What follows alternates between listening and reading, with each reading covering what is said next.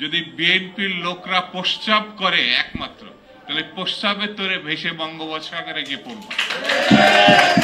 লুটপাটে চূড়ান্ত করার লক্ষ্যে ইশরাককে ওখানে বসতে দেওয়া হচ্ছে। সীমান্তে কোন রকম কারণ ছাড়াই, যেটা স্থল বন্দর হিসাবে বাই রোডে আমাদের ব্যবসাপাতি করার সুযোগ ছিল, তারা একতরফা ভাবে, যেটা ভারত অনেকটা যুদ্ধকালীন পরিস্থিতি তৈরি করেছে আমাদের, আর মানে সীমান্তবর্তী অঞ্চলে আমাদের এই রোড আমাদের ব্যবসায়ীরা ব্যবহার করতে পারবে না। কোন রকম সময় যে 7 দিন পরে করবে বা 24 ঘন্টা পরে করবে এমন না, কিন্তু তাৎক্ষণিকভাবে বন্ধ করেছে। লক্ষ লক্ষ শত শত কোটি টাকার সম্পদ সেখানে আমাদের ব্যবসায়ীরা, আমাদের দেশের মানুষরা ক্ষতিগ্রস্ত হয়েছে। তারা চাইছে শেখ হাসিনার আমলে যেমন দাসত্বমূলক পরিস্থিতি ছিল একতরফা, শেখ হাসিনা একটা কথা বলতো না যে আমি এমন কিছু দিয়েছি যে ভারত ভুলতে পারবে না। বলে না কি দিয়েছে, কিন্তু এটা বলেছে এমন কিছু দিয়েছে, এটা তার বাবার দেশ মনে করেছে। এটা তো এই দেশের জনগণের দেশ, এই দেশের মানুষের রক্ত অর্জিত মুক্তিযুদ্ধের মধ্য দিয়ে দেশ স্বাধীন হয়েছে। তাহলে পরে এটা কেন হবে, কেন আমাদের মানতে হবে? বন্ধুরা, আরেকটা নতুন পরিস্থিতি, ভারতের যেমন প্রতিহিংসার রাজনীতি, আওয়ামী লীগের যেমন শাসনকালে প্রতিহিংসার রাজনীতি, এখনো আমরা সেই প্রতিহিংসার রাজনীতি দেখছি।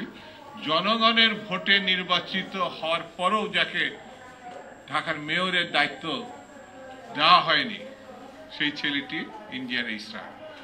কোর্ট এখন তার পক্ষে রায় দিয়েছে। এখন সম্পূর্ণ প্রতিহিংসা বশত, দেখবেন এর ব্যাকগ্রাউন্ড বোধহয় ছাত্রলীগ, ব্যাকগ্রাউন্ড ছাত্রলীগ, লুটপাটে চূড়ান্ত করার লক্ষ্যে ইশরাককে ওখানে বসতে দেওয়া হচ্ছে। কোর্টের আইন যদি না মানা হয় তাহলে তাকে বন্য এবং ফ্যাসিস্ট বলা হয়। সরকার কি সেই লাইনে যাচ্ছে কিনা এখন চিন্তার বিষয়। আমি বেশি কথা বলবো না, আরেকটা আওয়ালই বলবো, এতই ছোট যে এগুলো আওয়ালের মতো কথা বলছে যে আওয়ামী লীগের কাছ থেকে টাকা নিয়ে বিএনপি রাজনীতি করে। বাবা, বিএনপি যখন রাজনীতি করছে তোমার বাপেরও জন্ম হয় নাই, তোমার তো জন্ম হয় না। বিএনপি কি দেখছো? বিএনপি যখন রাজনীতি শুরু করছে, বাংলাদেশের কৃষকের, শ্রমিকের, মেহনতি মানুষের উন্নয়নের নেতৃত্ব দিয়েছে শহীদ জিয়া রহমান। কইছিলা বাবা? কথা বলার আগে একটু চিন্তা করবা, কথা বলার আগে একটু ভাববা। আমরা ভেবেছিলাম তোমরা জাতীয় রাজনীতিতে এসে একটা কিছু হবা, কিন্তু আবালের মতো কথা বললে পরে তোমাদের সম্বন্ধে মানুষের ধারণাটা কোথায় যাচ্ছে একটু ভেবে চিন্তে দেখ। বিএনপি একমাত্র দল যেই দলের নেতৃত্বে আছে আপসীন নেত্রী, আপসীন নেত্রী, যার মৃত্যু হতে পারত, 6 বছর জেলের মধ্যে সাজা কাটছে। তুমি কইছিলা বাবধন? বিএনপির বললো যে আওয়ামী লীগের টাকা নিয়ে রাজনীতি করছে। যদি বিএনপির লোকরা প্রস্রাব করে একমাত্র, তাহলে প্রস্রাবের তোরে ভেসে বঙ্গোপসাগরে গিয়ে পড়ব। সবকিছুর একটা সীমা থাকতে হবে। এমন কোন কথা বলবা না যে কথার দায়িত্ব নিতে পারবা না।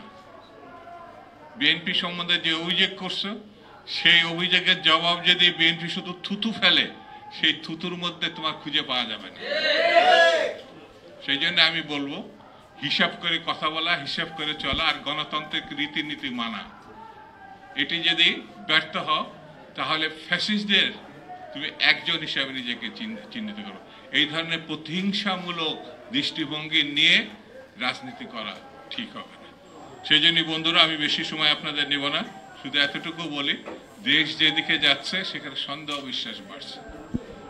সেখানে সরকারের প্রতি মানুষের যে সমর্থন, আশা ছিল, বিশ্বাস ছিল, সেই সমর্থন, বিশ্বাস, আশা আস্তে আস্তে টুটে যাচ্ছে। এই জিনিসটি এই সরকারকে বুঝতে হবে। আমরা ডক্টর ইউনূসের মধ্য দিয়ে বাংলাদেশে একটি ভালো নির্বাচন করার প্রত্যাশা করি, কিন্তু ডক্টর ইউনূস যদি ফেল করেন তাহলে পরে স্বাভাবিক কারণে কেয়ারটেকার সরকার যেটি সংবিধানে আগে ছিল সেটা ফিরিয়ে আনতে হবে। সেটিও সুপ্রিম কোর্টকে আমি অনুরোধ করব, যদি এই সরকার ফেল করে সুপ্রিম কোর্টের দায়িত্ব আছে একটি গণতান্ত্রিক বিধি ব্যবস্থা ফিরিয়ে আনার, সেটি এখন মামলা শেষ ধাপে আছে। সেই জন্য সুপ্রিম কোর্টেরও দায়িত্ব আছে জনগণ, দেশ এবং গণতন্ত্রকে রক্ষা করা। সেই জন্য ডক্টর মোহাম্মদ ইউনূসকে অতি সতর্কতার সঙ্গে পরিস্থিতি অনুধাবন করে একটি ভালো নির্বাচনের দিকে তিনি যাবেন এই প্রত্যাশা করি।